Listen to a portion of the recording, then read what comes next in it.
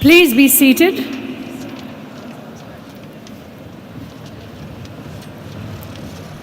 Students, family members, friends, faculty, staff, welcome to the 2019 Carlson School of Management Undergraduate Commencement Ceremony.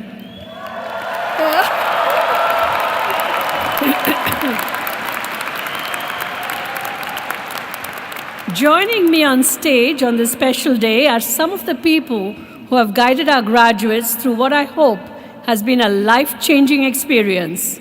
Please hold your applause as we recognize all of these honored guests together. Representing the University of Minnesota Board of Regents, the Honorable Randy Simonson. Representing the Office of Academic Affairs and Provost, Robert McMaster, Vice Provost and Dean of Undergraduate Education. Our distinguished alumnus and keynote speaker, Jim Weber, Chairman and CEO of Brooks Running Company. Raj Singh, Associate Dean of the Undergraduate Program. Brian Milovich, President of the Carlson Alumni Board. And last but certainly not least, the distinguished faculty of the Carlson School of Management. Without them, today would not have been possible. Let's give them all a round of applause.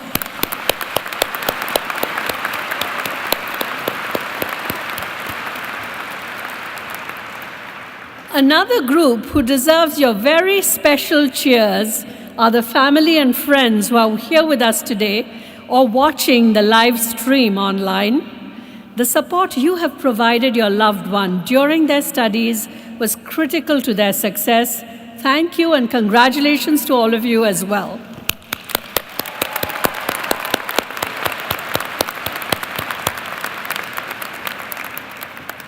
Students, we are here today to award you a degree that recognizes your tireless efforts, acknowledges your scholarly achievements, and symbolizes the transformative effect of business education.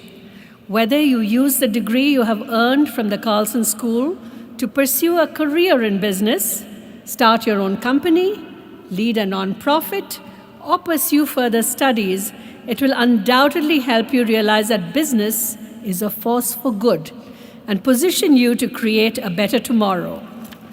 While many organizations have a mission statement, at the Carlson School we focus instead on our purpose. Our purpose is clear and it is compelling. Our purpose is to inspire and enable individuals and organizations to create a brighter future. I think we are achieving that purpose. The class of 2019 didn't wait for graduation to begin making a difference. You mentored, taught, and engaged with middle school students from underrepresented backgrounds. You participated in the volunteer tax assistance program and helped international students and other individuals in the university community with their tax returns. Atlant Ventures launched the first student-owned and student-run venture capital firm. They have raised over $500,000 for their initial fund and have made 5 seed-stage investments in startup companies around the country. I hope they're very successful. You collaborated with firms in Costa Rica on data challenges to help them prepare for the climate change issues facing their region. And you did all this while you were still students. I can't wait to see what you'll accomplish as alumni. Yes, you are now alumni.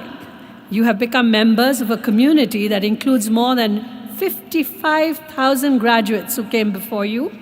You've joined a global force that reaches across 100+ countries, yet is deeply connected to this campus and to each other. This year, the Carlson School turns 100 years old. Our faculty have educated and inspired ethical, driven, and innovative leaders for a century, and our alumni have supported each new generation of leaders and helped them succeed. Our alumni are part of our strength and part of our history. You are connected to that past. You are connected to one another today, and I hope you'll continue the rich history of staying connected to the Carlson School by investing your time and your talents in our purpose to create a brighter future. I'll close with one final thought that I hope you remember for the rest of your life. The value of the degree you are receiving today is not fixed. Instead, it has the power to appreciate with proper stewardship.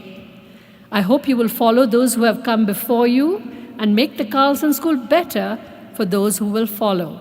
It's one of the best investments you'll ever make. On behalf of the University of Minnesota and the faculty and staff of the Carlson School of Management, I offer you sincere congratulations on your degree. We are proud of all that you have achieved to date and are even more excited about all that you will accomplish in the years to come. Thank you.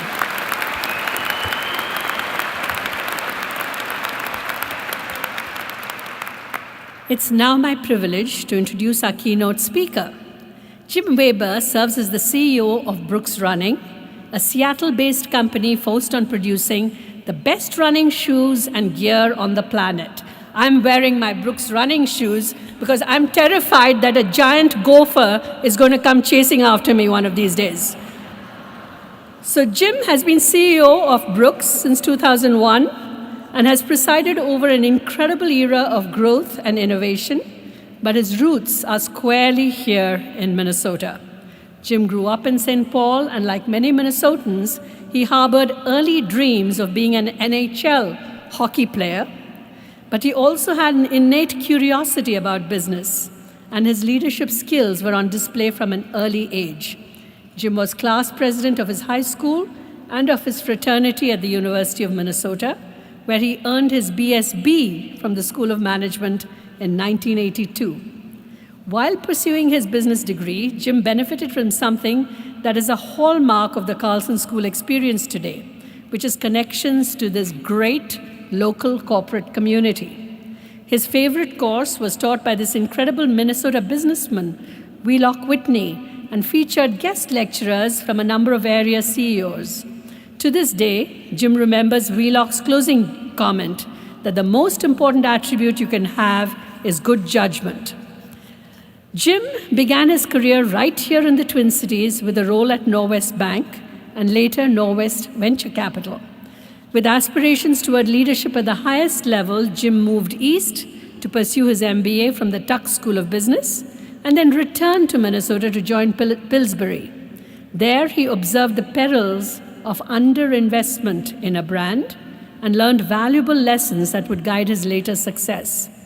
Eager for a challenge, Jim joined a struggling shoe company in Seattle in 2001. Brooks had burned through 3 CEOs in 2 years and was not exactly a winning proposition. Their portfolio of products was based on volume and value, dependent on selling large numbers of inexpensive family footwear. Brooks was on the brink of bankruptcy, and it lacked any cohesive brand identity. So Jim did the unthinkable. He slashed Brooks' product offerings by half, cut sales by half. He moved away from discount scores and terminated the company's agreement with its biggest retail customer. In an industry that's built on expensive marketing and celebrity athlete endorsements, Brooks looked inward and focused on research and development, technology, and most importantly, innovation. Jim's plan for Brooks was very simple.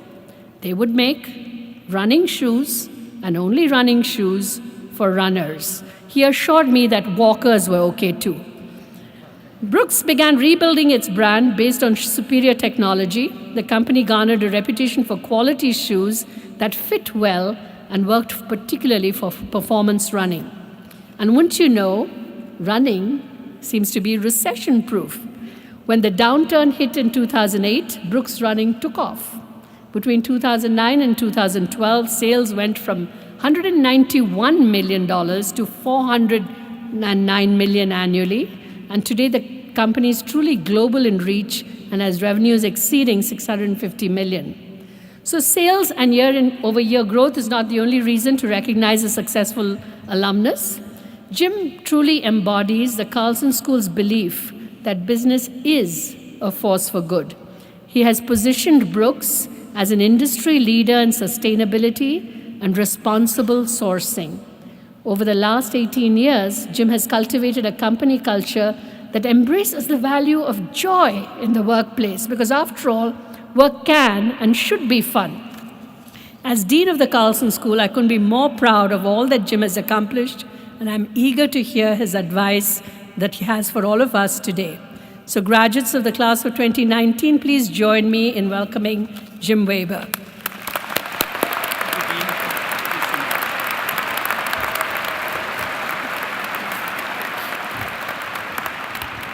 Dean Zahir, is it just me or does she look faster today? Those shoes look great. Thank you so much for that introduction. Dean, Vice Provost McMaster, Regent Simonson, members of the faculty and administration, families and friends, and most importantly, you, the graduates, thank you for allowing me to participate in your great day. What an honor to be back on campus to celebrate your commencement in Carlson's 100th year. As you will learn in the years ahead, returning to campus is going to bring back a flood of memories. 37 years ago, I sat right where you are now, and I can say that Carlson School truly was a launch pad for me. Back in 1979, I joined Sigma Nu fraternity literally just down the road, and I was elected chapter chair. It was really a first business turnaround for us as we grew membership from 40 to some 80 members. We had fun fixing up the house and creating great experiences.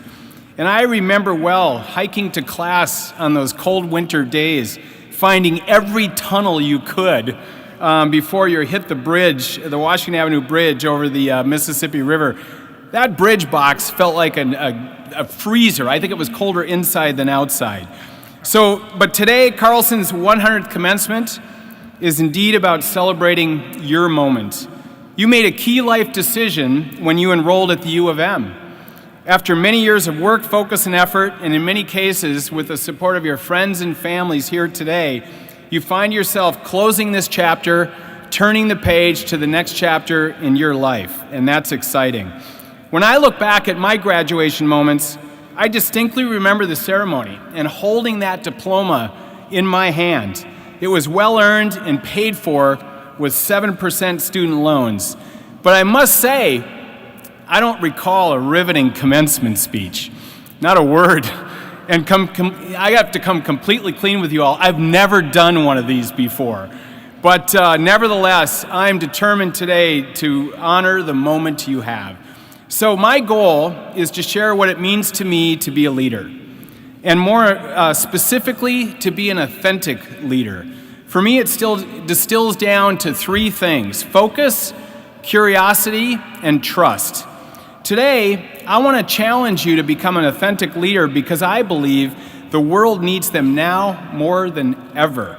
It's relevant for all, whether you're an entrepreneur, a team leader, heading a nonprofit or a community organization, a CEO or CEO of your own household.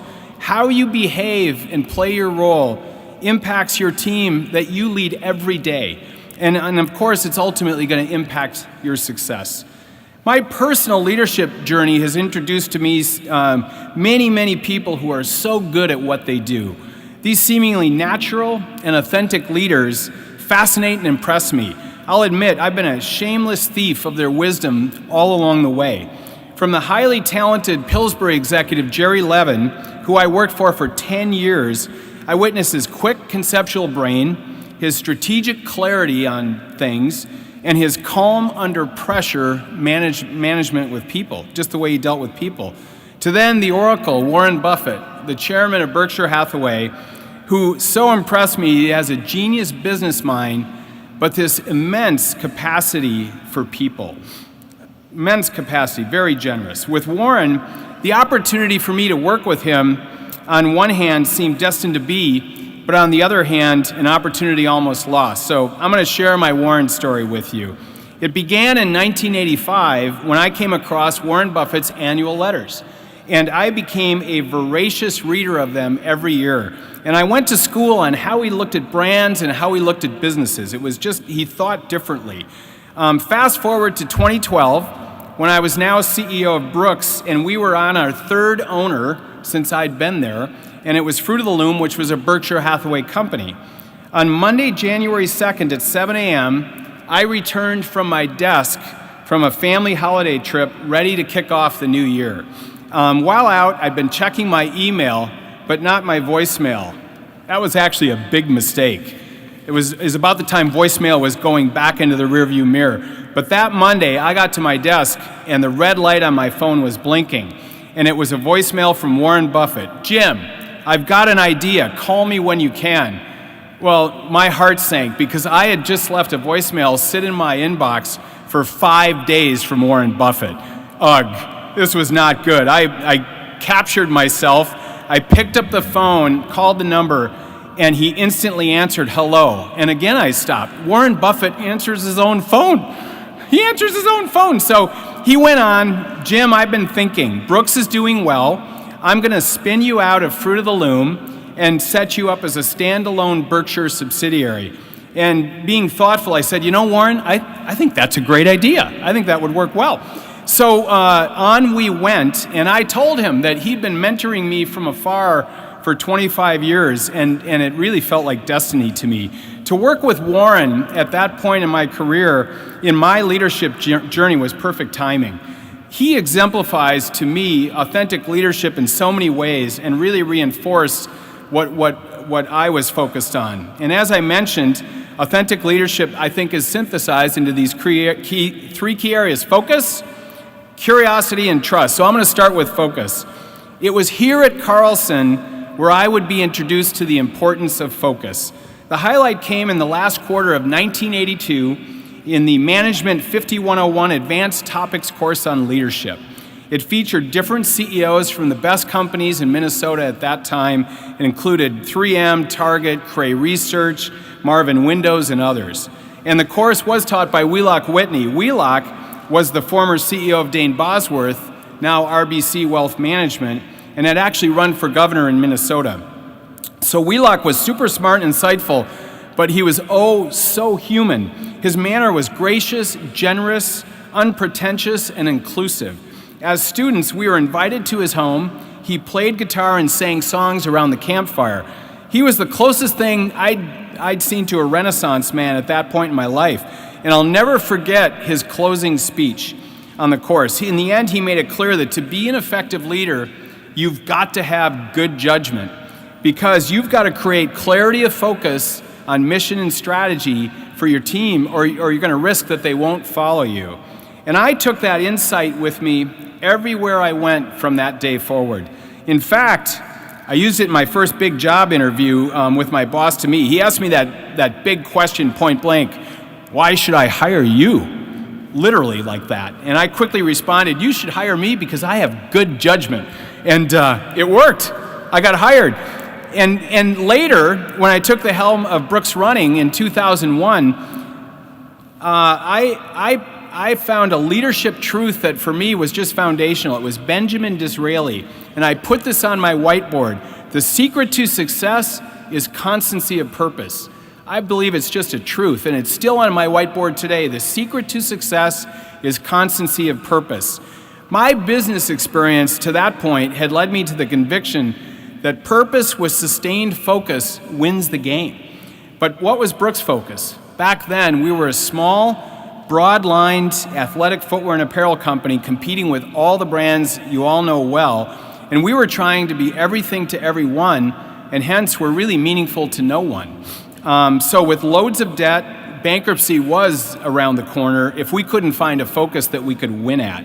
So we made the judgment that Brooks would focus on building a brand with runners and go all in with them. We burned the boats on everything else, on basketball, family footwear, tennis shoes, only running. And against some of the best brands in the consumer world, we planted our flag on a singular purpose, to inspire everyone to run and be active. And it was a unique position then that I thought could save the company, but also had a chance to stand the test of time. And now, 18 years later, we're a leading brand in the performance running category and having lots of fun building a brand and growing it. So I think focus is key for authentic leadership, focus with good judgment. The second attribute I think is key to authentic leadership is curiosity. And for me, curiosity is about solving puzzles in a constantly changing world. To avoid being a one-hit wonder, you've got to develop a great radar as a leader and then be willing to recalibrate, because nothing ever stays the same for very long. A curious attitude often reflects humility of your understanding of the world around you. Early in my career at Pillsbury, I had one of those humility moments. I was a junior analyst and had the opportunity to present to the executive committee strategic analyses and competitive company profiles. Being in the restaurant business at the time with Burger King, the committee was always looking at innovative new concepts, and so I was often pitching these ideas to the top execs, including the CEO, the CFO, and all of the business heads. This time, it was a profile of a hot new restaurant concept with 3 stores in Dallas called Chili's. Having never eaten at a Mexican food restaurant, as I couldn't find any in the Twin Cities back then, I intensively researched the company, all pre-internet, if you can imagine, and I went on to describe Chili's on acetates and an overhead projector. You've got to visualize pre-PowerPoint on this. So I explained that Chili's success was being driven by this hot new menu item, this thing called a fajita.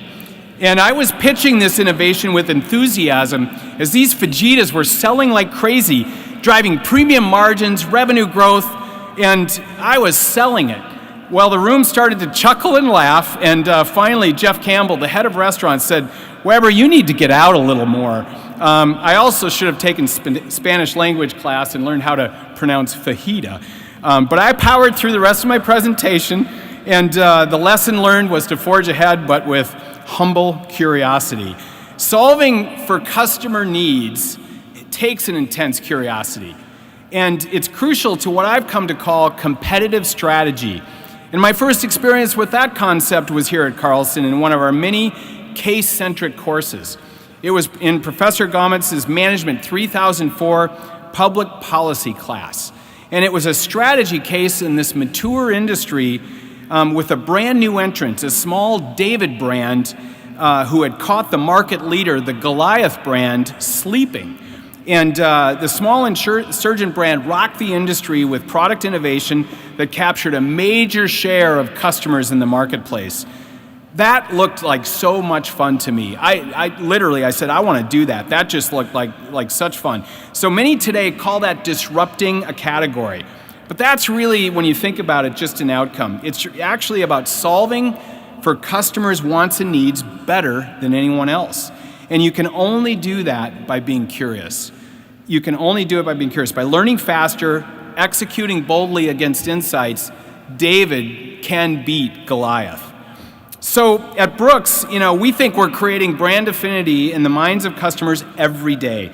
And I think a huge part of our success is actually a curious mindset.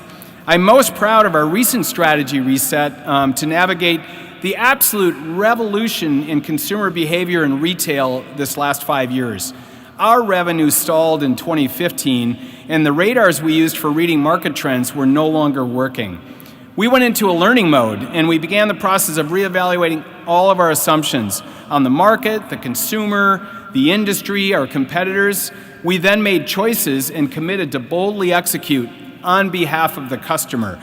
And it worked. Our success was earned. In 2018, we were up 26% and attracted nearly 2 million new runners to our brand. At Berkshire Hathaway, Warren's partner, Vice Chairman Charlie Munger, reminds us regularly to avoid the ABCs: arrogance, bureaucracy, and complacency. Others with capital and brains are always going to be trying to breach your moat and take away your customers. And so staying humble, remaining curious, avoiding complacency is essential, especially following great success. A final point on staying curious: reevaluating and recalibrating doesn't mean you lose sight of your constancy of purpose. This truth really was captured best by, I think, one of our greatest leaders of all time, Thomas Jefferson, who said, "In matters of style, swim with the current. In matters of principle, stand like a rock." I think that's powerful, but it's also, I think, one of the hardest things to do in the fog of competitive disruption, to discern where to bend with industry trends and where to stand anchored in your brand principles. These are good judgment required puzzles that you've got to solve, where your curiosity has got to be integrated with this constancy of purpose. These calls require courage, but I can vouch that at Brooks, those calls have been moments where we have really created a foundation for our brand. They've been brand-defining moments for us, and we've worked with them that way. So the third attribute that I want to tie to authentic leadership is trust.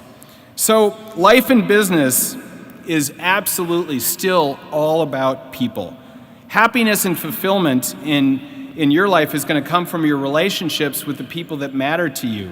For me, it's my wife, my kids, my grandkids, it's my family and close friends, and my teammates at Brooks with whom I share our brand building journey. However, I didn't start out with all of this wisdom. Early in my career, I was pretty wonky and intensely searching for the right answers. And for me, that usually meant looking at the numbers, definitely more IQ than EQ. In hindsight, how I won over my wife, Mary Ellen, is still a bit of a mystery to me. We dated through our years here at the U. She's a gopher too. And given my lack of emotional intelligence, I can only credit her with having tremendous vision and patience. And she's here today, so thank you, Mary Ellen. Upon graduation, I got an offer from Norwest Bank Minneapolis and John Lindahl's group and embarked on a path to become a commercial banker. And at the bank, analyzing business strategies and financial statements led me to a key insight: that human behavior was seemingly behind every number and everything in business. It's one thing, as you now have all done, to look at an income statement. But when you look through it, you can see that revenue actually reflects customers' buying behaviors. And when you look at gross margin, and through that, it's reflecting what customers are actually paying for products and what prices they're willing to spend. Likewise, a negotiation isn't just winning or win-win. It's actually relationship building plus persuasion skills and a poker game attached. And even great algorithms often simply mimic or predict human behavior at scale. So in the end, even banking required creating relationships with people, and that meant generating trust. It all came back to trust. I went on to develop conviction that brands, and I was in the branded consumer business, are built over decades on a foundation of trust and shared values with their customers. At Brooks, we aspire to be a trustable brand. It starts with a product experience, but it goes much deeper. We're a purpose-driven brand around the fact that a run will make your day better. If you get out and move in the morning, it's going to make your day better. We compete with our culture and values, and we think if we can express them consistently in everything we do, over time, Brooks will resonate with like-minded people. They'll trust us rationally and emotionally. So I want to challenge you to think about yourself as an authentic leader. It's a white space out there that is absolutely fillable. Over the last 30 years, I've watched so many of our leaders, institutions, businesses, governments, religious organizations, all suffer from a loss of trust. The stories are sadly all too common, and current examples today of respected brands where trust has been compromised unfortunately include Facebook and Wells Fargo. It's a time of increasing transparency and scrutiny. People are looking for who they can trust. And part of being trusted is embracing diversity and inclusion. Not only is it fair and respectful, but it makes for stronger teams. I think most businesses are focused on it, especially in the consumer world. I don't know a brand that can afford to lose one customer. But I think also you need to mirror as an organization the diversity of your customer base, because if you don't, over time you're going to miss the mark and lose trust again that way. We feel fortunate at Brooks because running is one of the most approachable and inclusive sports the world has ever known. It welcomes all ages, backgrounds, abilities. All you have to do to belong is run. And I'm a little older now, so I think walking counts as slow running. Everybody's in. So as you walk or run today and hold that diploma in your hand, you have an incredible opportunity to become an authentic leader, to become your best self. Find your focus. Use good judgment to identify your purpose. Ideally, it's going to be one that reflects your superpowers and something that gives you energy. Second, stay curious. Be a learner, not a knower. Be open to recalibrating your radar. Stay humble and avoid complacency. Finally, be trustable to the people on your team, as well as the stakeholders who matter to your organization. Your behavior is your most valuable currency. In the end, you'll be authentic to yourself and to others, and that will be a leadership uniform that will always fit you well. So congratulations again on your achievement, and Godspeed to you all. Thank you.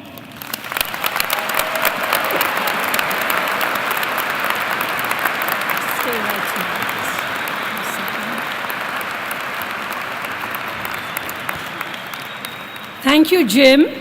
At the beginning of your speech, you said you don't recall one word of the commencement address given at your graduation, but I have no doubt that the class of 2019 will remember the words that you have left with them. Find your focus, stay curious, be trustable. It's great advice, not just for authentic leadership, but also in everyday life. Now, I'd like you to just come up for a moment as a symbol of our appreciation. We have a little commemorative crystal for you that I hope you'll remember. It'll serve as a reminder of today. Thank you so much. Thank you all. Thank you all.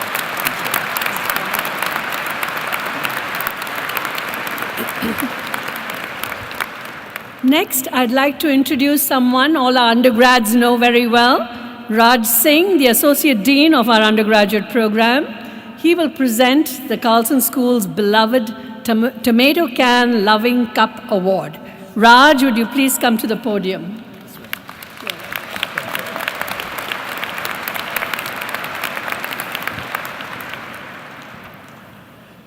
The Carlson School has numerous outstanding students, and some of their special achievements are indicated in today's program that you have. But in the interest of time, we ask only one student to come up on stage to receive an award. The Tomato Can Loving Cup Award is the oldest award given to students by the Carlson School of Management. Today, it's being presented to an outstanding undergraduate for the 91st consecutive year. You heard it right, 91st consecutive year. A very momentous occasion in the history of the Carlson School of Management. The award itself is indeed a tomato soup can, which we have preserved over the years, and on it are the signatures and the engraved names of the 90 previous recipients. The Tomato Can Award recipient, following 2 years of professional work experience, is eligible for half tuition scholarship to the Carlson School's full-time MBA program. While I provide a brief summary of the accomplishment of this year's winners, it's my honor to introduce her. I would like her to please come forward to receive the award. This year's winner is Maddie Schwartz.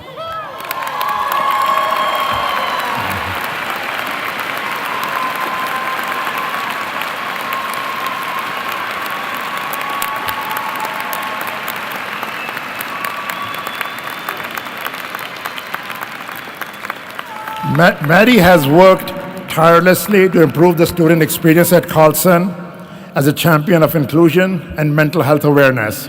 She stands out as a leader who never shies away from uncomfortable conversations and starts with the assumption that the way we have always done things in business school is ripe for a challenge.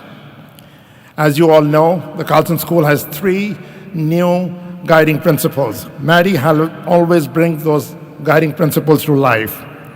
She believes in we before I all the time. She became known as the mental health advocate in the school and resource for her peers, the entire we. In her personal statement, Maddie writes, during finals week in my freshman year, I remember walking a handful of students over to the counseling services to fill their intake paperwork for a counseling appointment. Seeing this impact on others enhanced my passion for the small acts I choose to do in my daily life. Maddie continued as an advocate for inclusion and mental health throughout the 4 years at Carlson School, working on the business board and the annual 1 in 3 mental health awareness event. Maddie also is a lived example of her second principle, work before reward.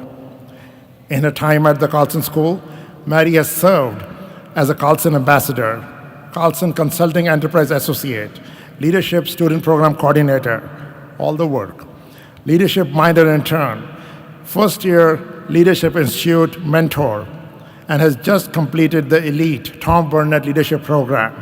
She has also found time to study European business strategy for a semester in Copenhagen, Denmark, and completed 2 consulting internships. All this work led her to the award. Because of her third principle, why before how, Maddie says she dreams of being a professor.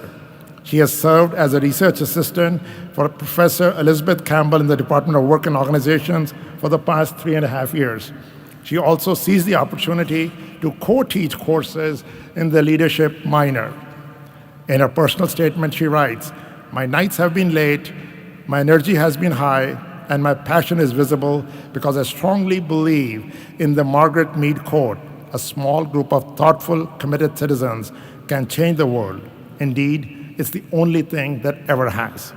Graduating today with a major in marketing and a minor in leadership, Maddie stands as an excellent role model for all of us. Those of us who have had the pleasure of working with Maddie know that her humble demeanor, sincere interest in getting to know people as individuals, and passion for positive change will take her far in life. Maddie is the one who embodies we before I. Please join me in congratulating Maddie Schwartz as the 2009 winner.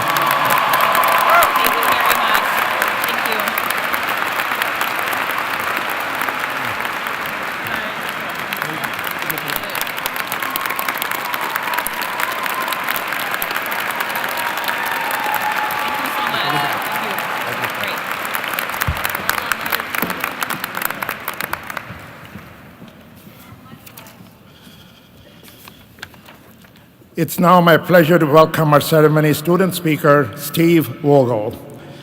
Steve is graduating with honors today with majors in marketing and political science. He's an accomplished student leader in campus organizations and political campaign teams. Steve, would you please join me here?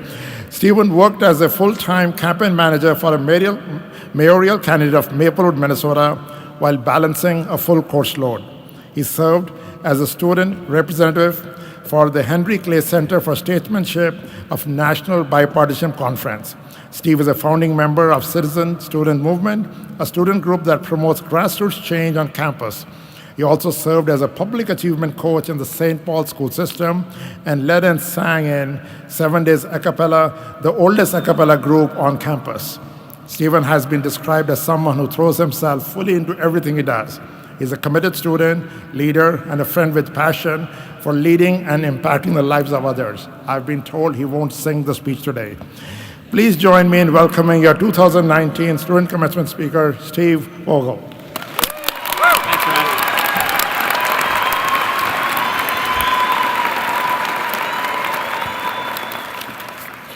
Thank you, Raj. I'm a little tall, so. First of all, it is a tremendous honor to be speaking in front of you today. I continue to be amazed by the sheer talent and drive exhibited by the Carlson School community. As graduates, we have been supported countless times by family, friends, professors, advisors, staff. Please join me in thanking them with a round of applause.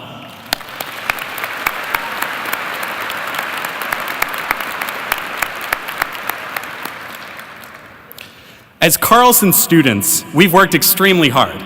We have bested even the most difficult group projects. You know, the one where someone insists on using Comic Sans for the PowerPoint. We have weathered the famous Carlson curve, enhanced grading techniques.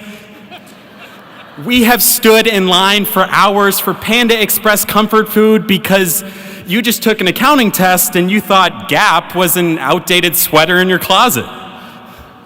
And we prioritize networking? Well, let me tell you, Orange Chicken and I, we go way back. Case in point, it is no secret that Carlson students work hard. It's one of the main reasons why the Carlson School of Management has such a good reputation across the country. And at this point, our work ethic has pretty much solidified. So as we go out into the work world, the big question is not, will we work hard, but rather, how will we utilize that work ethic? Up until now, most of us have really been on a standard course. You go to kindergarten, you learn how to take naps. You go to middle school, and you feel bad about yourself. You go to high school, you have to get used to grades, work, and extracurriculars all at the same time. With college, you have some choices to where you go, but then it's more of the same. So up until now, a lot of us have faced a predetermined set of challenges because we knew it would help get us here today. And I think we can all agree, it was so worth it. But now that we're graduating, there are an infinite number of paths we can take. We can work, we can go to grad school, we can start a family. It's an exciting time because the possibilities are endless. Yet, it can be confusing which path we should really take.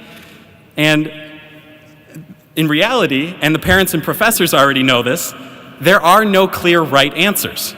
Now, there are clear wrong life choices, like eating orange chicken every day for 4 years. Just a hypothetical.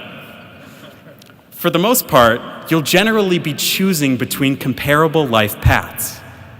So my advice for you today is that when you are faced with a major decision, you should never make that decision on autopilot. Up until this point in our lives, most of us have been on a similar path because we wanted to end up here today. You didn't have to think about what you were going to work on because it was right in front of you. You do your homework and you go to class because that's what everyone does. If I continued that same logic of simply doing what everyone else is doing because everyone else is doing it, I would miss out on so many other opportunities. In other words, to get the most out of life, you must forge your own path. This sentiment is particularly important with graduation today. Carlson has a phenomenal job placement rate. Some of us have already accepted full-time offers, complete with benefits, good salaries, some sick quarter zips, some koozies perfect for game day, discounts at the local mini golf, car chargers with not one, but 2 USB ports. I mean, what more could you want? And these rewards come after years of planning. You work hard to get a good internship junior year, which leads to a full-time offer, and so on. If this is the standard path, it's a really good one. But I also know that Carlson students dream big. From my very first Carlson class, Management 1001, I was blown away by the passion exhibited by my peers. When we shared our motivations for enrolling in Carlson, the vast majority envisioned business not as an end unto itself, but as a force for good. Things like community entrepreneurship to secure basic human needs, socially responsible investing, groundbreaking market research, and so much more. All pursuits that require a vastly different, unique path, that ultimately require following your own ideas rather than matching what those before you have already done. Now, remember, we've set ourselves up for a great standard path. The decision to accept traditional, stable positions is an excellent, rational choice. If that's the best decision for you, awesome, Godspeed. If not, that's okay too. I myself am in that category. Neither is inherently right or wrong. The key thing is to make sure you never make life decisions on autopilot. By making your decisions deliberate rather than bygone conclusions, you can truly unlock that best version of yourself. Now, it is impossible to know when or where you should specifically step off the beaten path. I mean, leaving the beaten path could mean anything to anyone. To me, this past winter, it meant avoiding the 4th Street Circulator at all costs because I value my life. But it varies. You'll know that alternative path when you see it because that dream inside of you will be clamoring to become a reality. My junior year, I faced this dilemma. I always enjoyed politics, and that year, I really wanted an internship in the United States Senate. But, I mean, look around. I was in business school. What you do your junior year is that you get a corporate internship with the expectation that you'll receive a full-time offer, and so on. But it was my counselor, Chelsea, the best counselor for the record, who sat me down and said, "Stephen, it's okay to be different." And as a result, I finally allowed myself to explore a different path. That summer, I ended up working for Senator Amy Klobuchar, and it was a phenomenal summer experience. And this single decision had forward-reaching effects. I went on to become the campaign manager for the mayor of Maplewood, who was re-elected and appointed as head of the Metropolitan Council. I also finally added my political science major that I had always wanted to. And as a Carlson spy in CLA, I must say, the rumors are true. They are really jealous of our AirPods. No, seriously, I did my honors thesis on this. No, but seriously, I can safely say that none of this would have happened if I had been afraid to forge my own path. You see, there is a spark inside each and every one of us, regardless of one's age or position. It's that dream or passion that fuels us, even when it feels like we're running on empty. It's what allows us to forge our own path. So when you accept your current trajectory as inevitable, when you give in to that autopilot mentality, you risk extinguishing that spark. Listen to that inner voice. As Marie Curie, the first person to ever win 2 Nobel Prizes, once said, "We must believe that we are gifted at something, and that this thing, at whatever cost, must be attained." The beauty in forging your own path is that it is just as applicable within traditional career paths. As a new employee at a Fortune 500, it can be incredibly intimidating. You might even feel the need to act overtly normal just to fit in. But it's not the normal people who are the most successful. It's the weirdos, the people who aren't afraid to say their mind or forge their own path, which means challenging the status quo sometimes. I mean, have you seen Elon Musk's Twitter? Love him or hate him, the guy's doing pretty well for himself. And the guy literally advocates for flamethrowers in preparation of the zombie apocalypse. When you're being your true, authentic self, not only are you able to work with a clearer mind, but you're also able to think of more creative, innovative solutions. These are the people that have the most meaningful impact. So it doesn't matter what career path you take. With any organization, we're going to need to pay our dues, and we can't materialize our dreams overnight. I mean, I'm just not going to become the CEO of Panda Express overnight. It's just not going to happen. But we can make sure that each decision is a conscious path towards that dream, even if we have to create that path from scratch. We know that Carlson students have big dreams and stellar work ethics, but it's hard to connect the two. Think of your dreams as a roadmap and your work ethic as a compass. That way, you'll never get lost. Congratulations to the Carlson School of Management class of 2019. You've earned it. Thank you.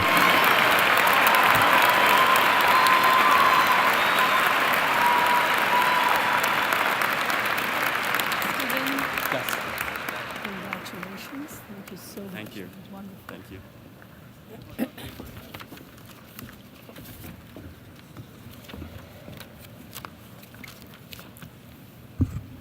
Thank you, Stephen, for reminding us to forge our own path. I always say, dare to be different and to be our true, authentic selves.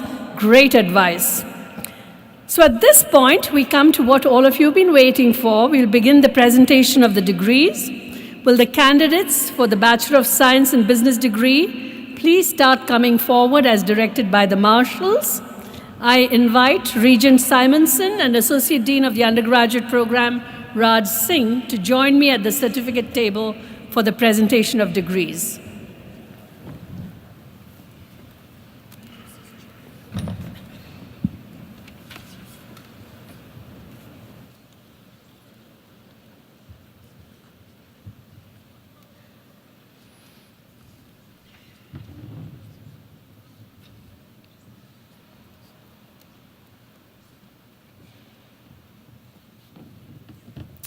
Elijah Schwan.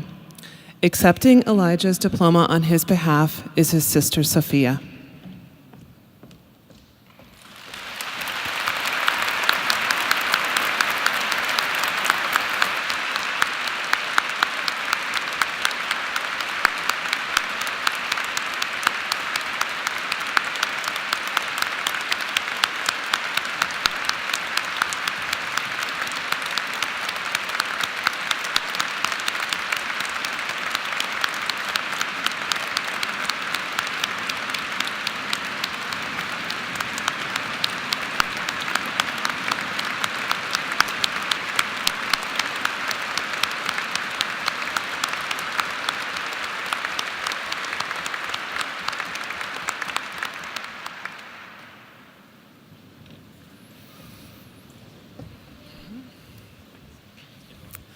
Stephen Vogel.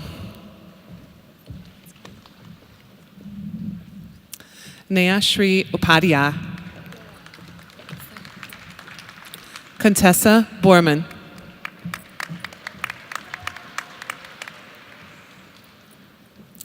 Christine Granskog.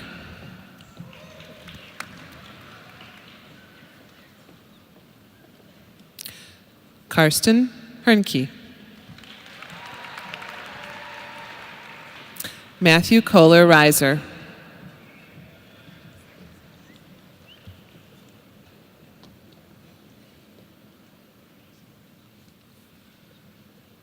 Eli Harrell.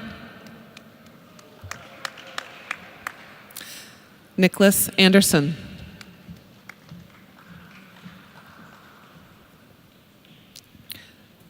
Emily Waller.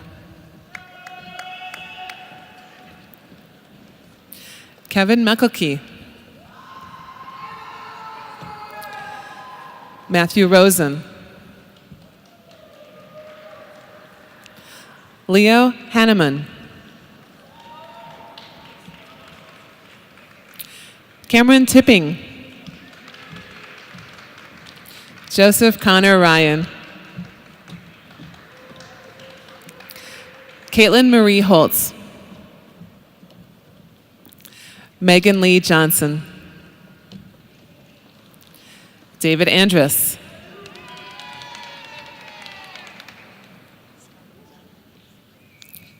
Max Yi. Wong Long Chong. Dylan Rutten. Spencer Gresson. Adam Johnson. Brandon Johnson. Miles Hussey. Charlie Ostrom. Cody Sultan. Michael Blado. Nathan Coleman. Alexis Letitia Miley. Jose Paling. Tygan Brixson. Megan Wong Carlson. Caitlin Merzbacher. Hannah McFarland. Mitchell Wagner. Madison Quinn Anderson. Alexandra Schmieden. Brady Dwayne Kafka.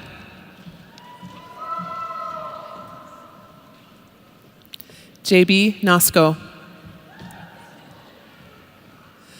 Daria Kazak. Joshua David Deacon. Bianca Stays. Jessica Bostrom.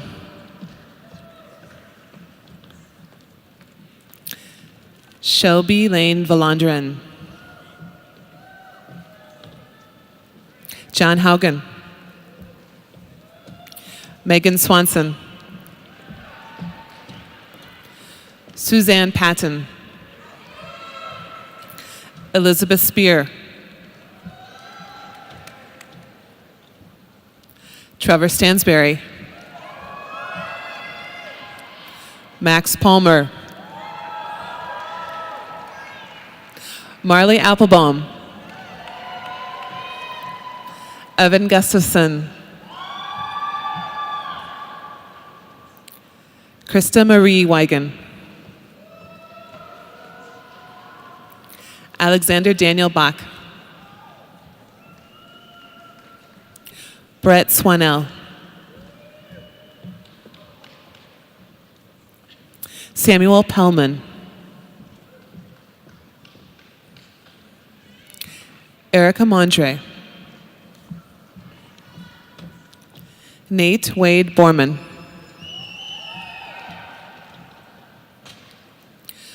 Audrey Lane. Willow Werrell. Paige Reno. Catherine Clements. Jacob Edmondson. Austin Hopp. Christina Rademacher. Eleanor Blanchfield.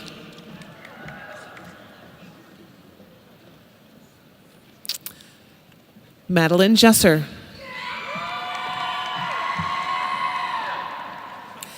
Kayla Jean Clark.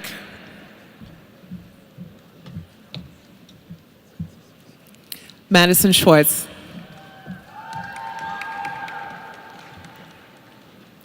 Cindy Hua. Ricky Suarez. Jason Ong.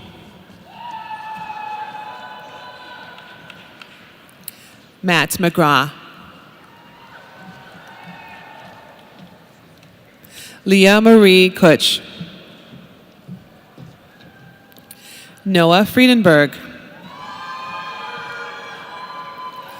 Austin Kelly. Eric Button. Derek Lee. Dong Bui.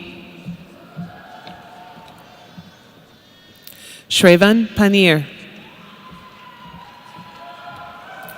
Benjamin Nelson.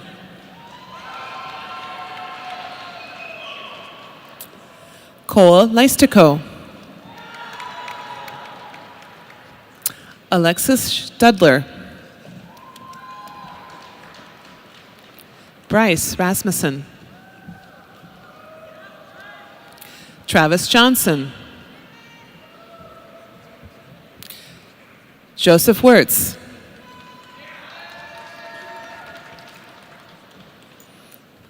Megan Pass. Michaela Birchmeyer. Melissa Markey. William Wu.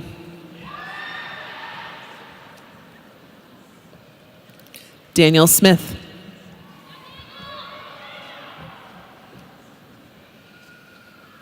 Brent Unowski. Zhang Liu Yan. Monica Tantalian. Samantha Justine Sheka.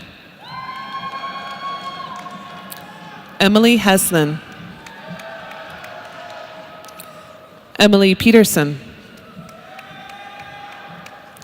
Darian Romanko. Valerie White. Riley Lytle. Brianna K. Massey. Britta Lynn Savry. Justine Weber. Sarah Miller. Michael Moran Wessels. Christopher Reardon. Thomas Blomgren. Lauren Rurik. Jessica Rislov. Joseph Reisman. Alexander Satrang. Catherine Scott. Magda Binium. Maddie Wheaton. Madeline Mantich. Elena Turbinson. Grace Zengel.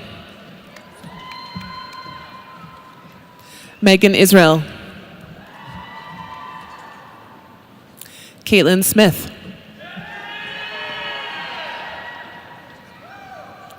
Kaylee Thorne.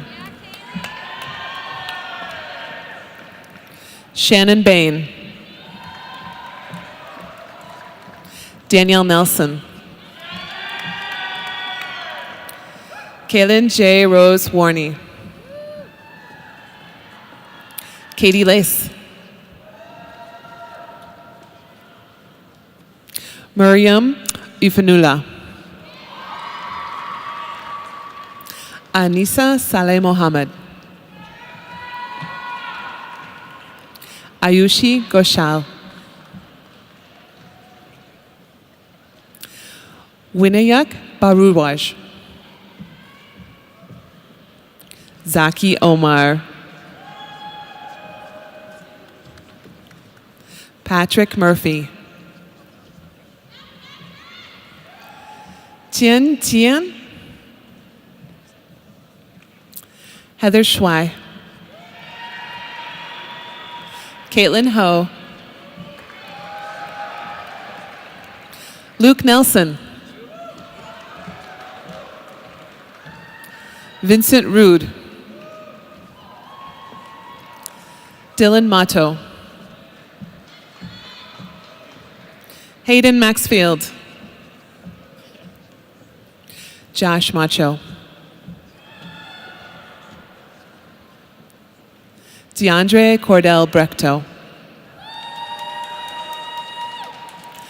Jacob Brua. Kendra Muma.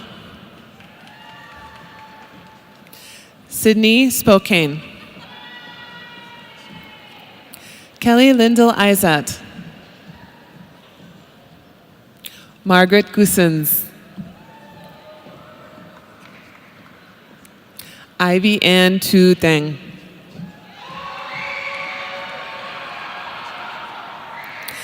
Megan Kasperek.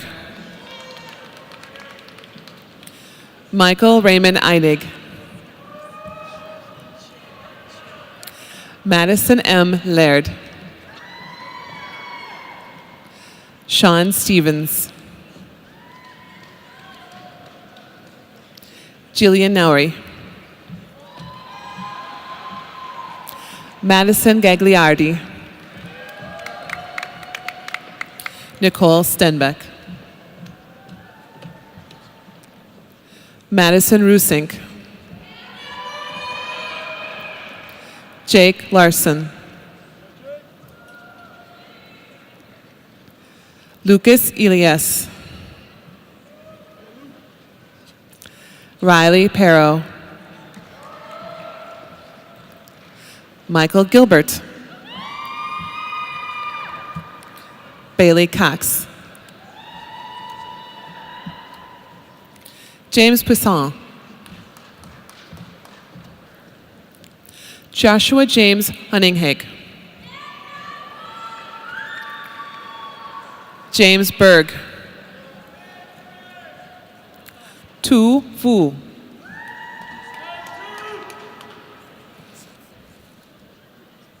Yusuf Masood.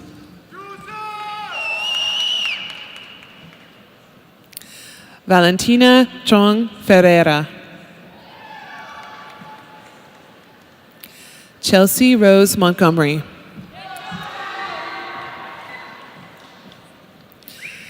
Efthymios Theodora Kakos. Matthew Traeger. Barbara Miller.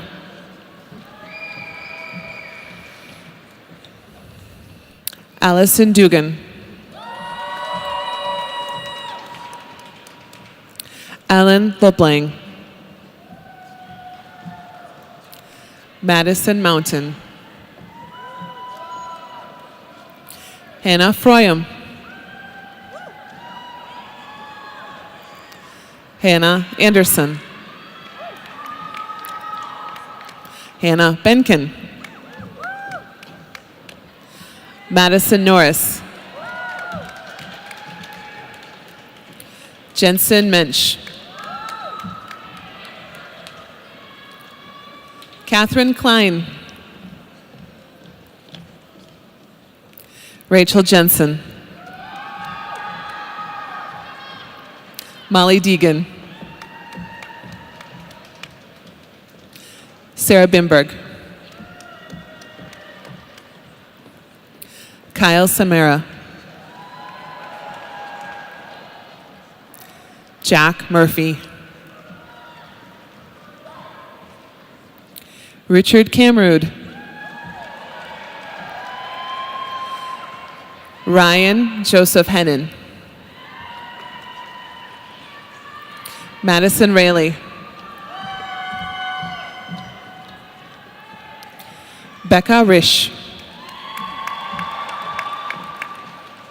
Catherine Persley. Whitney Wheelock. Kara Garfield.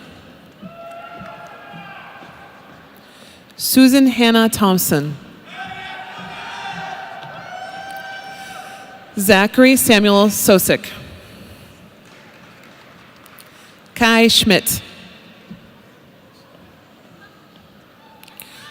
Michael O'Hagan. John Peschel. Jonathan Hurd. Danielle Madsen. Eleanor Swanstrom. Catherine Lin. Tang Li Chi. Tiffany Yin. Peggy Yin.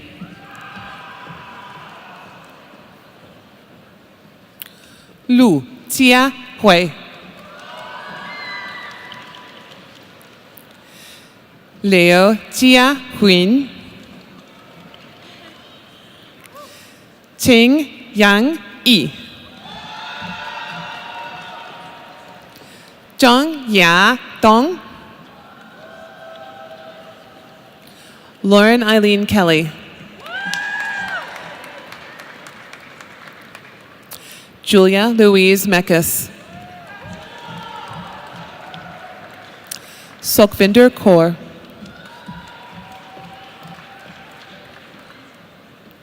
Ali Nissen.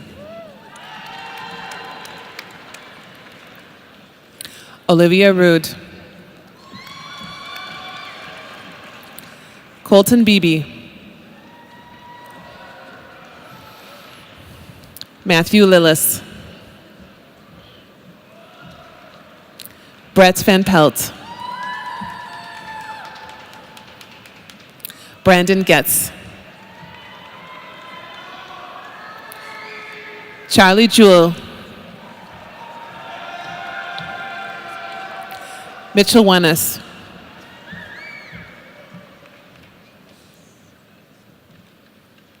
Adam Lips.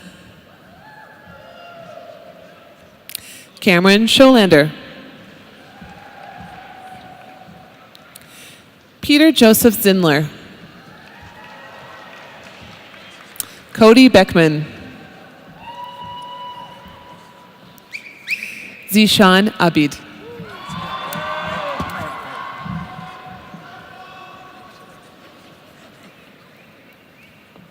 Khalid Amami.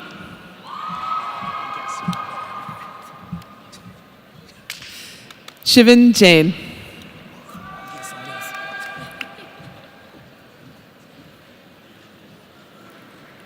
Haris Hussein.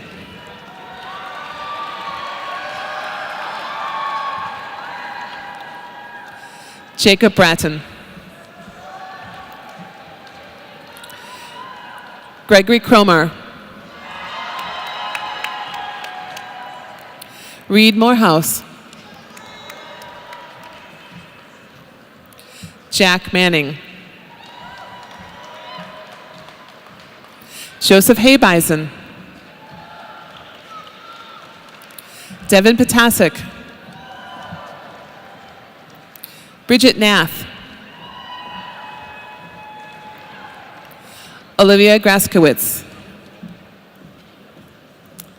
Emily Everson. Ashley Eglund. Abigail Smits. Taylor Kinning. Emily McCluskey. Eliza Halverson. Megan Keefe. Ryan Paler. Brittany Ahanen. Brina Trapp. Claudia Schuster. Tyson Renke. Jace Corlett. Landon Walters.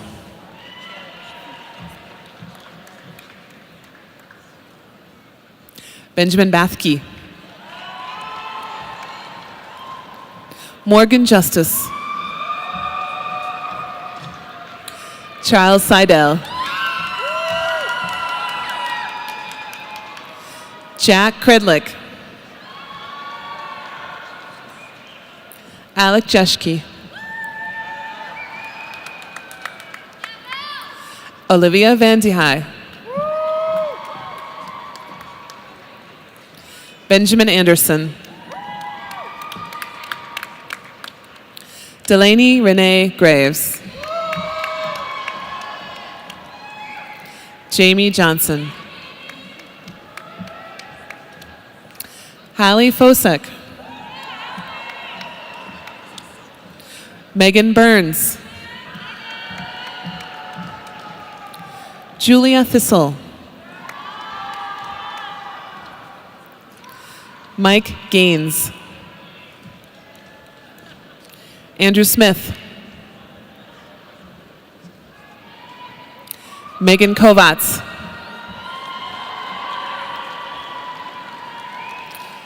Taylor Lawmeyer. Victoria Rose Tompkins. Junie Varon.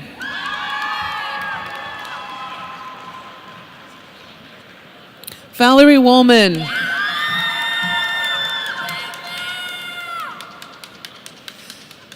Sage Anderson Lance.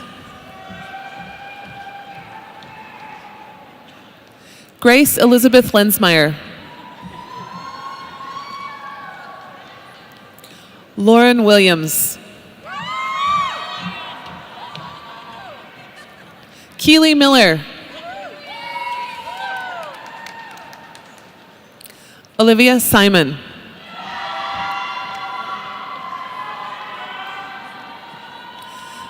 Molly Laughlin.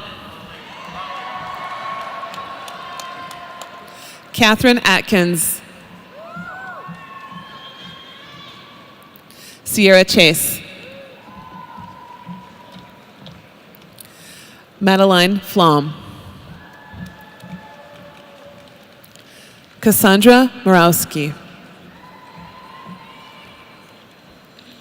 Luo Ya Fang.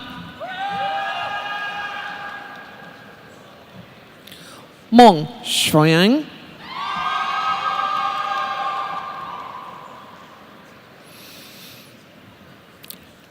Li Jinzi. Andrew Valerius. Grant DeMars. Maxwell Thomas Struve. Charles Hamilton. Jack Bolia.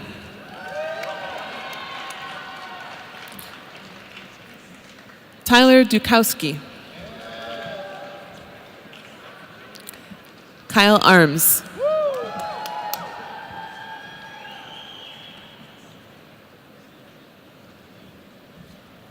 Sean O'Brien.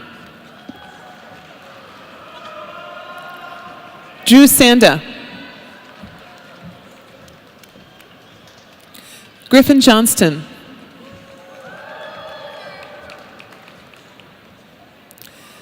Nicholas Langevin. Nicholas Schwartz. Emily Thompson. Catherine Swenson. Lydia Hanna.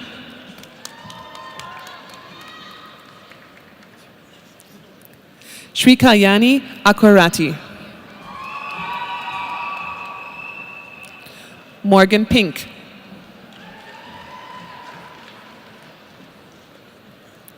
Sarah Hulling. Sydney Roble. Jack Anthony Nurmer. Sawan Patel. Alex Enck. Michael Maga.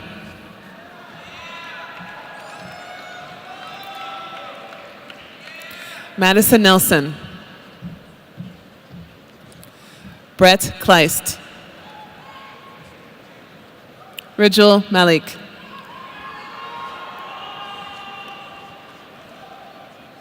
David Bach.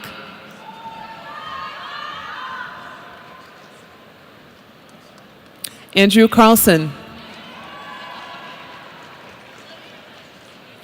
Elliot James Smallage. Clayton Adamson.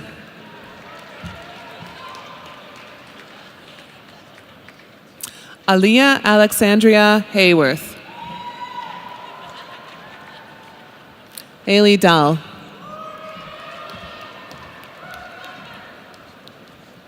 Molly Walker.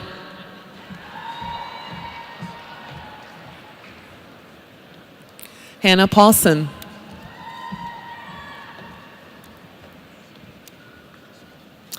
Mari Kamitani.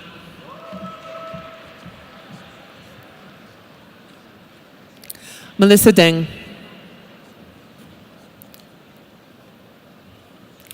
Madeline Yvonne Carpentier. Emmett Carpenter. Kelly Panic.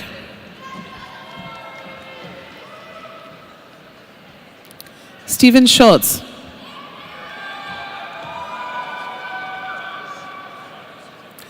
Alana Punsak. Lucas Hefner.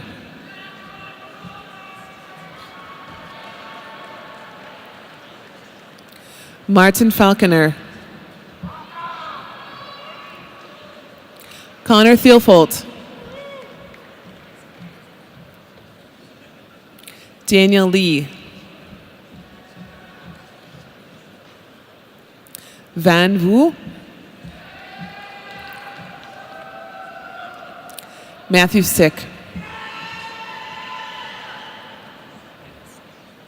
Wyatt Shaw. David Schrader.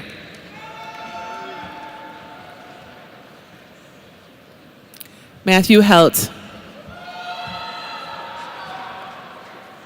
Brock Pasternak.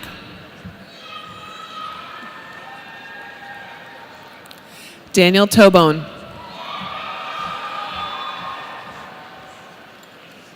Adam Fuda.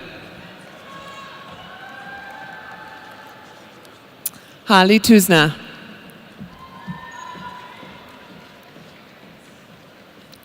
Brendan Bueller.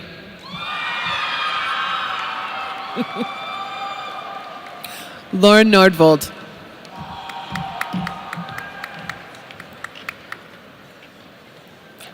Shane Judge.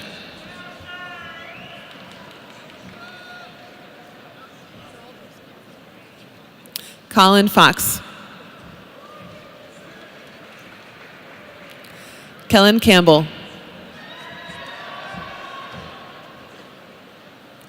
Samuel Meyercheck. Bryce Bullock-Michka. Tony Peral.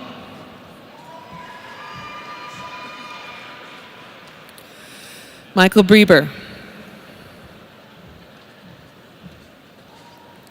Owen Johnson.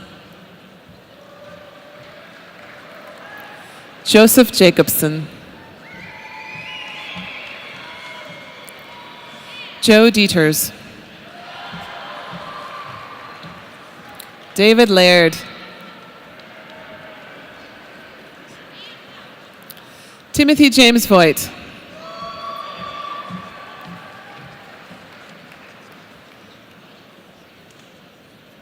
Jeffrey Park. Tanner Holschulte. Matt Sandbolt. Kyle Rudd. Connor Gregeson. Maverick Mansky. Nicholas Kicker. Melissa Chong.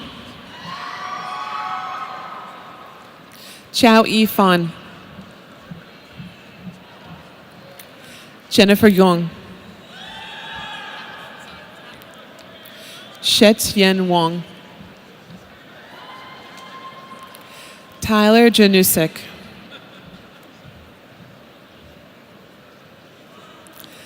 Jake Habrick.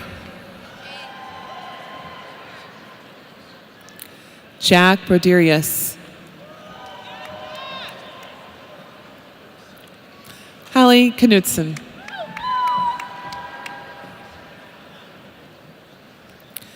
Rachel Angela Salem.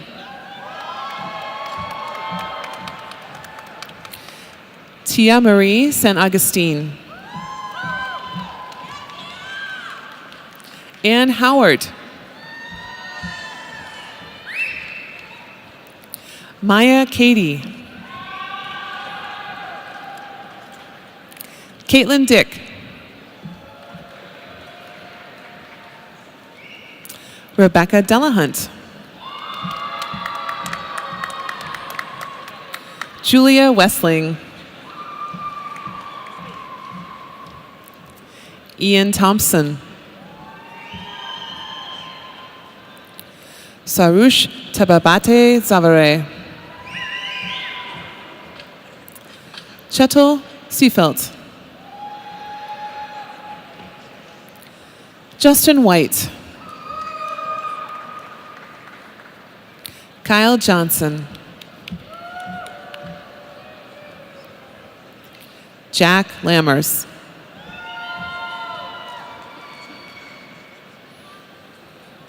Emily Larson. Zachariah Dombeck.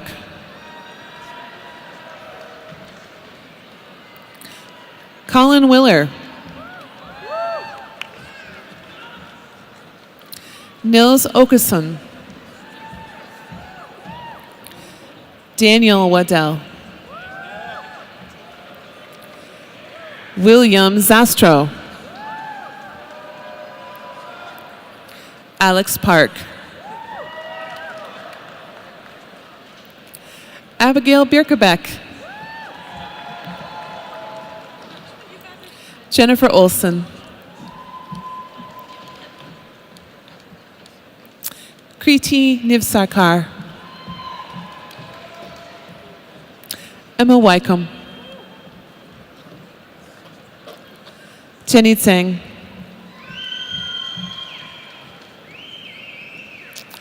Brendan Wise. Mayan Win.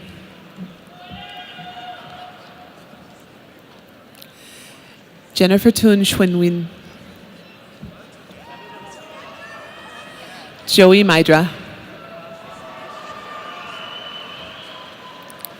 Chance Win. Alec Anderson. Matt Anderson. Joe Waldvogel. Christopher Kettler.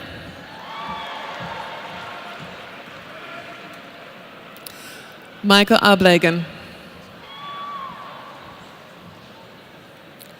Lucas Neusen.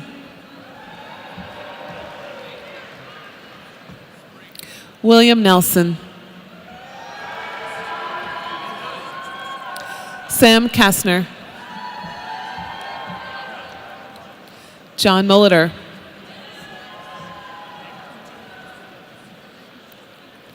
Joseph Ludke.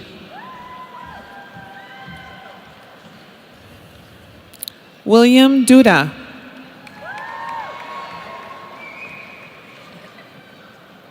Nash Christian Bauer. Darian Wooler. Thomas Coop. Ryan Baskfield. Andy Aguilar. Alexander Scholl. Jack Francis Forlicki. Maria Perez. Aaron O'Driscoll.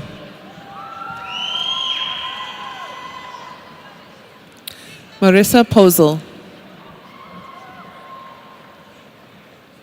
Hannah Max. Kristen Thorstensen. Cole Hennings. Mitchell Sorensen. Isabel Fox. Elena Anderson.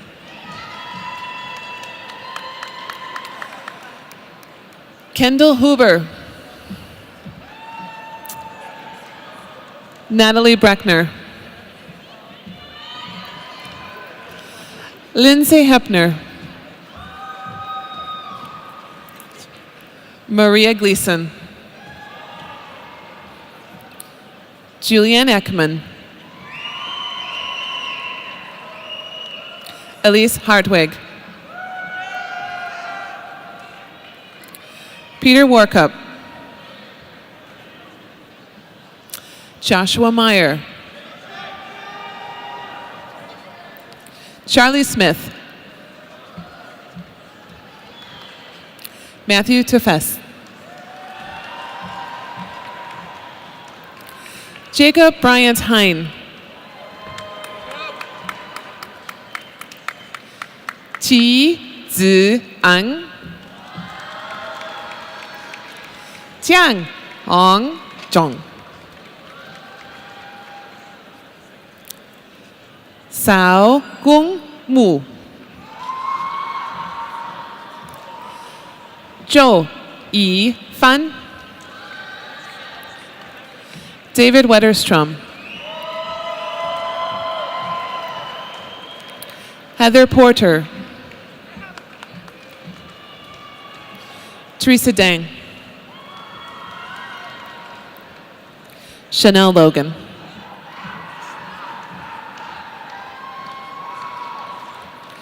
Maxwell Goldberger. Spencer John Wainert.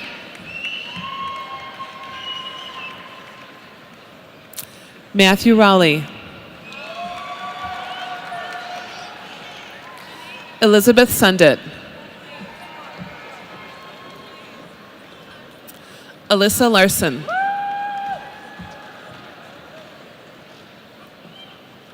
Grace Wilson.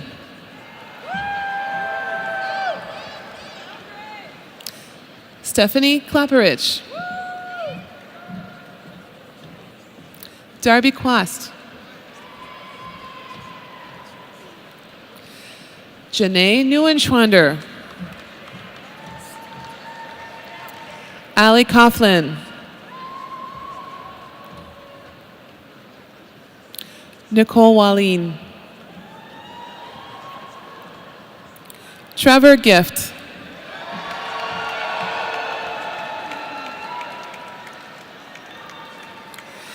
Dylan Jacob Walter Koken. Kyle Mackey. Jack Mugford.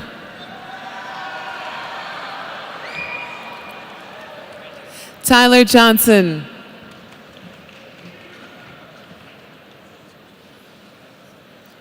Ben Davidson.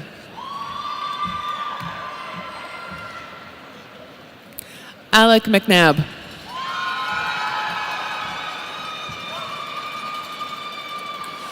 David Milkey.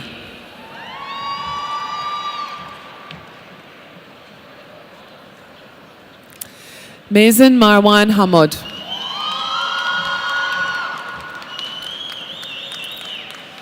Wang Ziqi. Tian Jing Yue. Wu Wen Qing. Han Yu Wei. Tang Dong Ji. Tan Qi Win. Zhen De Wei.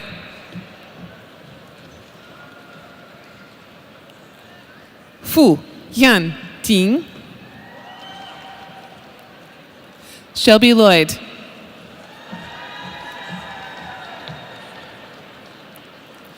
Li Dong Lin. Annika Nelson. Carmen Nussbaum. Paige Onoyen. Annika Klaus. Ashley Taylor. Benjamin Krelitz. Sam Kaminsky. Mark Hogan. Jeremy Duncan Lane Jr. Emmanuel Elkouri.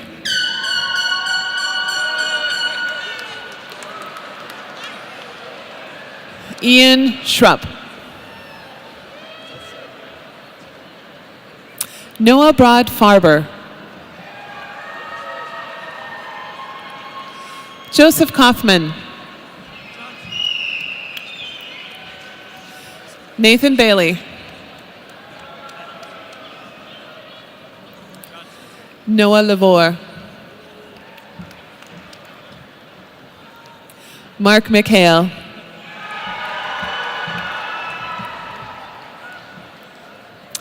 Tyler Larson.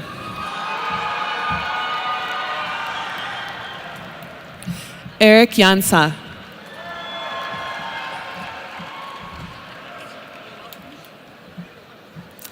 Christopher Mark Egan. Theodore Coe.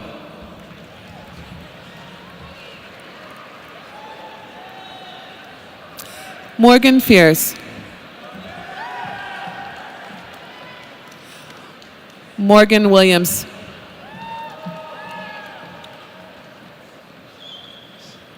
Annabelle Pollock.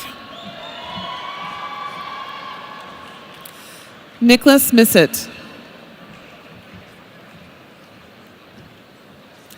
Maxwell Kim.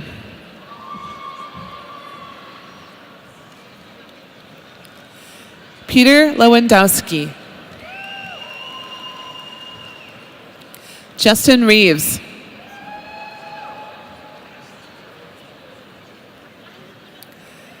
Enul Senek. Joshua Kramer. Lauren Rudine. Melissa Luther. Randy Michael Belshik Jr. Jack McDonough. Victoria Louise Anderson. Hunter Link. Brianna Ummerman. Brittany Patton. Nicolette Smirlo. Alisa Hong. Grant Frank. Molly Dalton Hendricks. Melissa Lee. Frank Haney.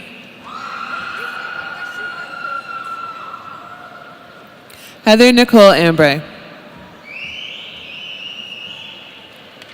Noel Vieira. Jessica Shorba. Thomas Modik III. Taylor Cranfield.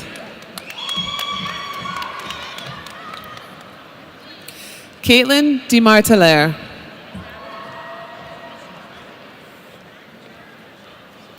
Sarah Daly.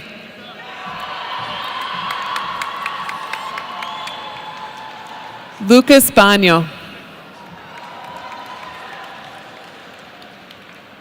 Charles Gideon.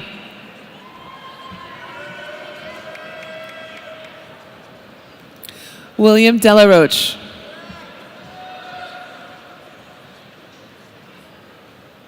Marshall Heitkamp.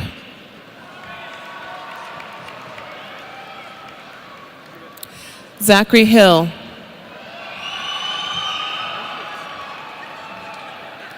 Anthony Johnson.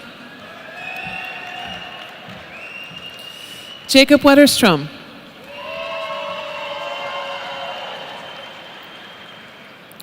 Andrew Scott Krug.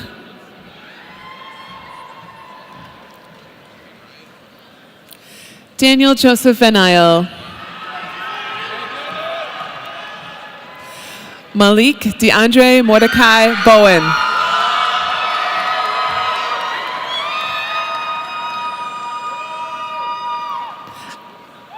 Alexandru Filea.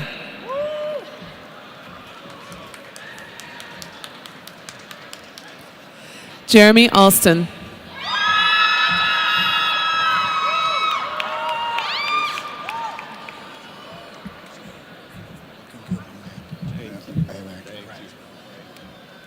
Nathan Dean.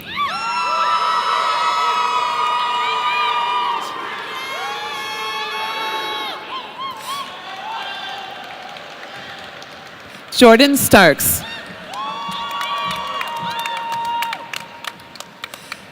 Beatriz Olivares Alonso.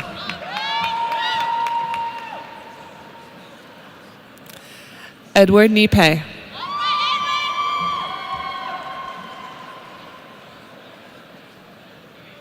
Amara Anyamele.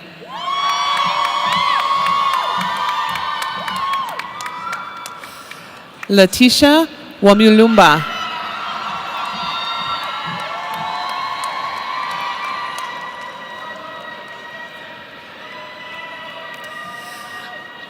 Adeton Halatundo Halateja.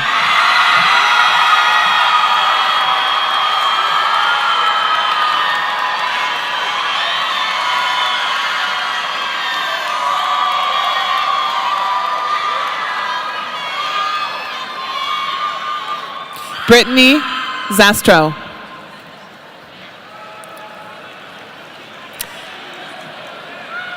Isabella Thor. Chu Lee. Pen Kang K. Yang.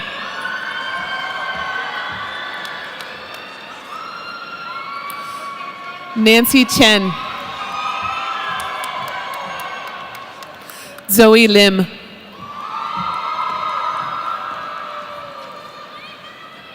Michael Husnick.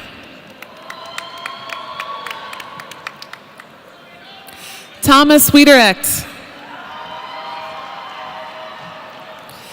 Jessica Lowe's. Jack Newald. Justin Ehrenhofer. Jacob Yokubonis. Cameron McManus. Angela Harkman.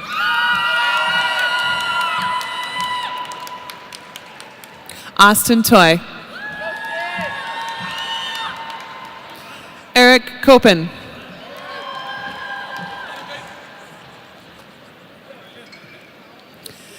Frank Seiler.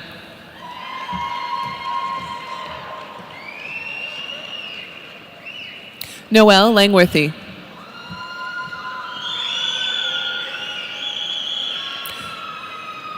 Grace Charpentier. Daniel Sean.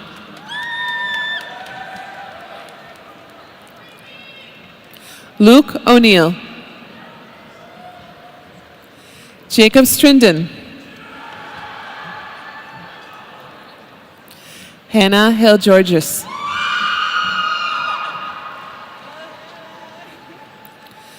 Suad Musa.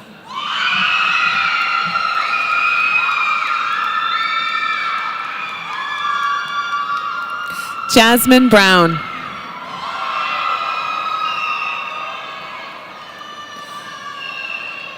Connor Forbrook. Evan Christensen. Brady Regan. Zayan Wasif. Chiaki Masuda. Bodhi Pia Sinchai. Yasmin Camelia Lokman Hakim. Ji Su Huang.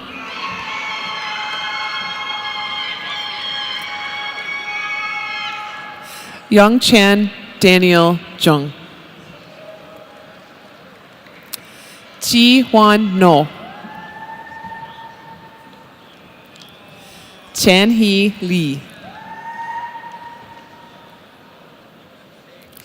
Min Hyan Kang. Kylie Kim. Che Ho Hyun.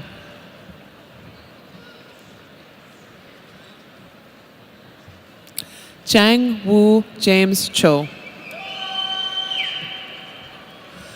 Hyung Ju Lee. Won Seok Lee. Calvin Johnson. Jason Swan. Anton Berman. Connor McGrew. Ryan Starr. Samuel Holdall. William Langer. Brody Rarig. Ryan Hala. Chen Neo. Talia Marcella. Dana Gunawan Sia. Fong Mai Tan.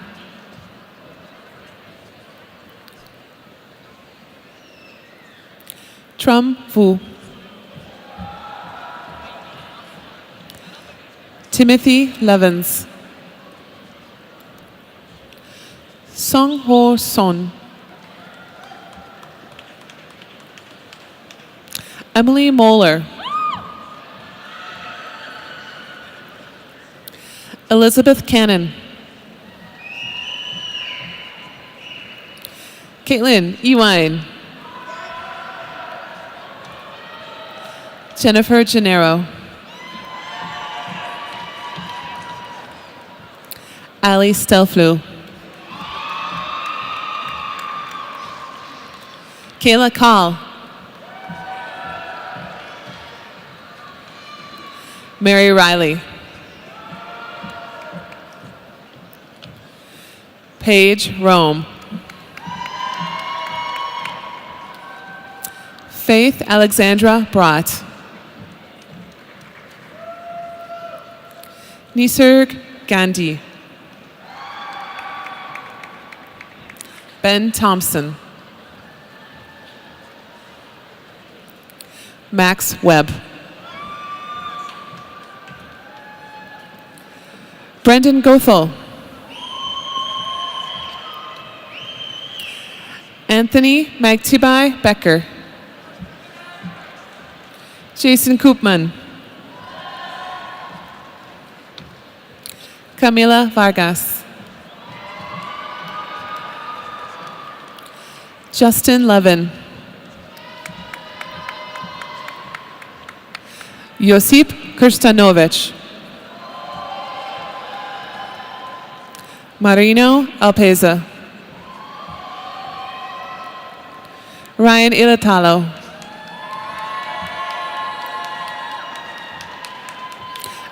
Alex Beversdorf.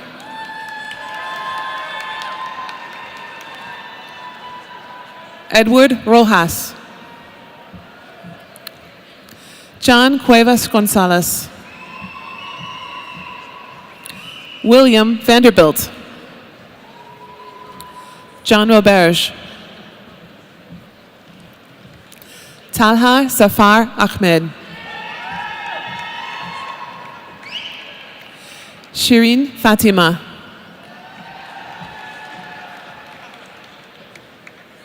Hamdi Abdi. Annika Marie Hauk. Emma Weldon. Andrea Carline. Yasmin Rujian. Brady Anderson. Jacob DeCaro. Evan Little. Nicholas Rice.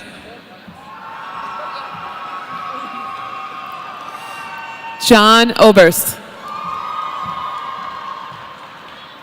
Cole Flander.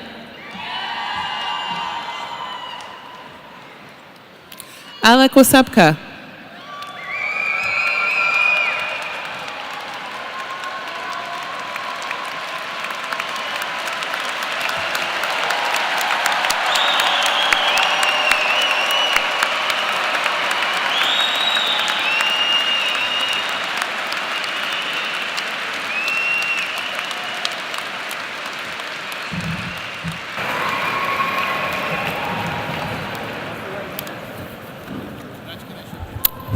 Congratulations again to all of you on your accomplishments that take you from being students of the Carlson School of Management to alumni.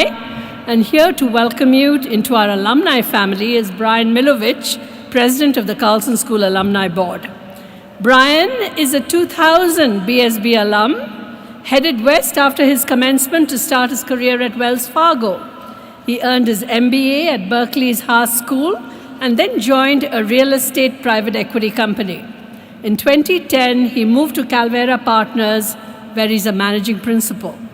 Despite being located nearly 2,000 miles away, Brian remained closely connected to campus. He was a passionate advocate for our school, helped countless students and recent grads start and build their careers, and he was a driving force really behind the success of our San Francisco Bay Area chapter. Brian truly is a gold standard for Golden Gopher alumni. We're thrilled that Brian, like many of our graduates, recently boomeranged home to Minnesota. Here he has continued to contribute to our success by serving on the alumni board and on our board of overseers. Ladies and gentlemen, graduating class of 2019, please join me in welcoming Brian Milovich.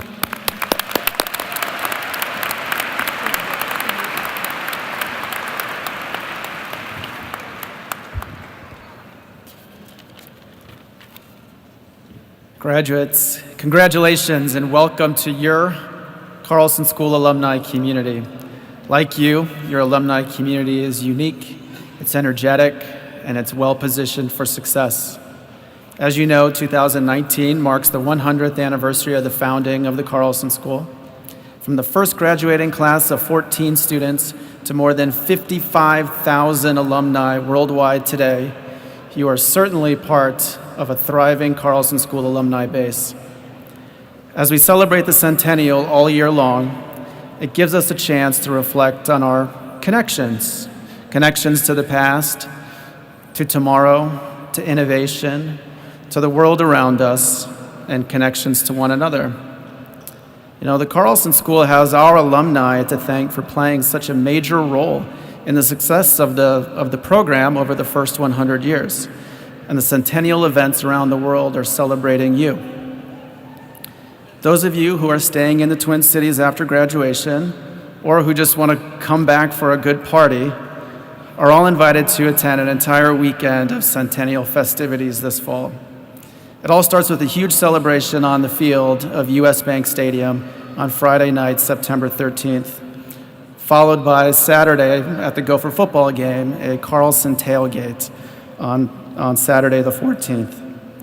Now, if you're one of the many and growing group of students who aren't staying local and are moving across the country or even the world to pursue exciting career opportunities, don't worry, there are centennial events throughout the year at major cities near you. Now, although the centennial is a great excuse to stay connected in the short term, we want you to stay connected for the long term. So what does that mean? Well, that includes participating in the mentorship program, coming back on campus and speaking in a classroom. It's even grabbing coffee with a fellow alum who's interested in your career path. And yes, it even counts if you share and like the social media posts that Carlson puts out. The way you connect with Carlson will change over time, but know that we want and we are depending on you to stay engaged. So, what part do you want to play in the next 100 years of the Carlson School? How will you stay connected and ensure that future students have the same, if not better, opportunities than you? You know, your relationship with the Carlson School does not end today at graduation. In fact, it's just getting started. And I'm personally excited to see how you will leave a lasting mark on our community. So, on behalf of Carlson School alumni worldwide, again, let me say welcome and congratulations. Thank you.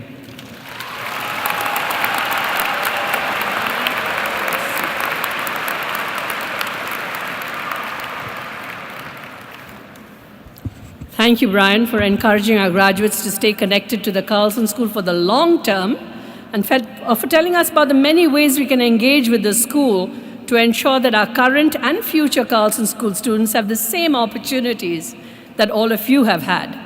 We could not create the kind of transformative experiences that I know each and every one of you has had without the help of our alumni community over the last 100 years or in the next 100 years. So at this time, we come to the most important part of this ceremony, and I would like to invite Regent Randy Simonson to the podium for the conferral of degrees. Will all degree candidates please rise?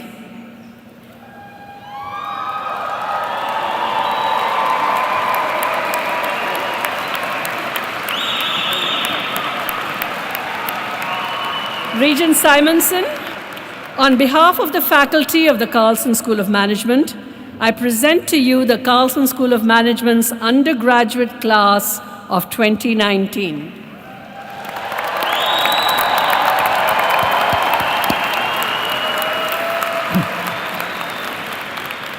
Dean Zahler, thank you for inviting me here today. On behalf of the University of Minnesota Board of Regents, I'm honored to preside at this commencement. To the graduates, I extend congratulations. We are here today to not only celebrate your academic accomplishments, but also your potential to make a positive difference in the next stage of your lives. You'll be contributing to your communities, to the state of Minnesota, the nation, and the world. Upon the recommendation of the faculty and by the authority of the Regents, I now confer upon you the degrees for which you have been qualified. Congratulations. Let's acknowledge their achievements.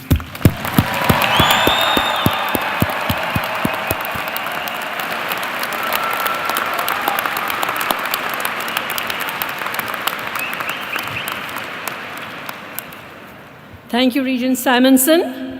And now, class of 2019, and you just happen to be also the 100th graduating class of the Carlson School of Management.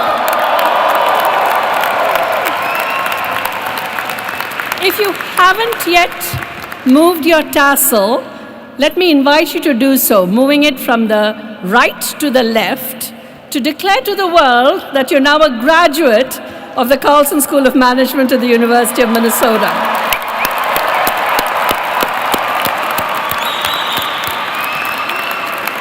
So congratulations to all the graduates and to all of the people who have helped in getting them to this place in their lives. Now will everyone who can, please rise and join Max Palmer, BSB, class of 2019, as he leads us in singing Hail Minnesota. The words are on page 28 in your program. Afterward, please be seated until the graduates and faculty have completely recessed out of the arena. I thank all of you for coming today. On behalf of the faculty and staff at the Carlson School, I extend our warmest congratulations to each and every one of you. Thank you.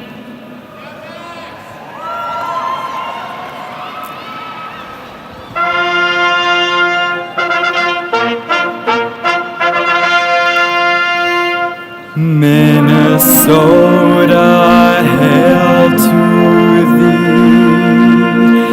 hail to thee, our college dear.